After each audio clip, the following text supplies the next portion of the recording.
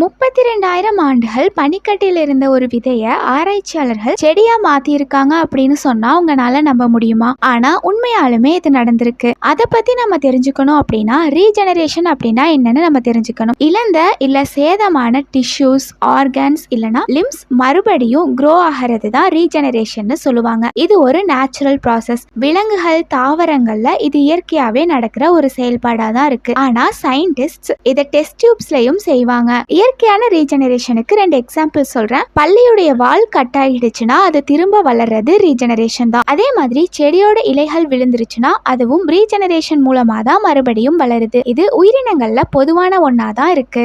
ஆனா 32,000 வருடங்கள் பழமையான ஒரு விதைய ரீஜெனரேஷன் மூலமா செடியா முளைக்க வைக்கிறது சாதாரணமான விஷயம் கிடையாது. ஆனா அதையும் இங்க ஆராய்ச்சியாளர்கள் பண்ணியிருக்காங்க. 32,000 ஆண்டுகள் பழமையான இந்த விதைய சைபேரியால தான் கண்டுபிடிச்சிருக்காங்க. 2012 இன்ஸ்டிடியூட் ஆஃப் செல் பயோபிசிக்ஸை சேர்ந்த சயின்டிஸ்ட் தான் இதை கண்டுபிடிச்சிருக்காங்க. இந்த 32,000 ஆண்டுகள் பழமையான விதை 124 அடி ஆழத்துல பனிக்கு அடியில இருந்திருக்கு. அந்த பனி சாதாரணமான பனி கிடையாது. பெர்மாஃப்ராஸ்ட்னு சொல்லப்படக்கூடிய ஒரு வகையான பனிக்கட்டி. பனியால மூடப்பட்ட அந்த விதைகள் பல ஆண்டுகளுக்கு முன்னாடி வாழ்ந்த மமோத், பைசன், உள்ளி ரைனோசரஸோட எலும்புக்கு அடியில சூழப்பட்டிருந்திருக்குன்னு சொல்றாங்க. அந்த விதையை எடுத்துட்டு வந்தவங்க ரேடியோ கார்பன் டேட்டிங் பண்ணும்போது தான் தெரிஞ்சிருக்கு அந்த விதைகள் 32,000 ஆண்டுகள் பழமையானவை அப்படின்னு. அப்படி அது என்ன செடிகளுடைய விதைன்னு யோசிக்கிறீங்களா? அது செர்பியாவை சேர்ந்த செடிகள். அதோடைய பெயர் சிலின் ஸ்டெனோஃபிலான்னு சொல்லுவாங்க. அந்த செடிகள்ல வெள்ளை நிறத்துல பூக்களும் பூக்கும். இதை கண்டுபிடிச்ச அவங்க ரீஜெனரேஷன் பண்ணி அந்த விதைகள்ல இருந்து மறுபடியும் செடிகளை உருவாக்கி இருக்காங்க. அந்த செடிகள்ல பூவும் பூத்திருக்கு.